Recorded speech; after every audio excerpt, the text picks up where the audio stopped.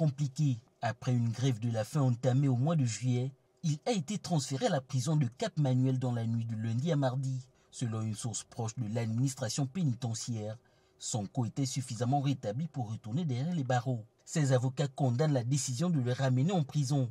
Il est important de rappeler que Ousmane Sonko lui-même avait demandé à être transféré avant d'entamer sa deuxième grève de la faim, à être transféré à la prison de Sébikotane, là où il séjournait avant de faire un malaise qui l'a conduit à l'hôpital. La Cour suprême se prononce ce vendredi sur la légalité de la radiation de l'opposant des listes électorales pour le prochain scrutin. Cette décision tant attendue par le peuple sénégalais pourrait définitivement mettre une croix sur la candidature du natif du Thiès.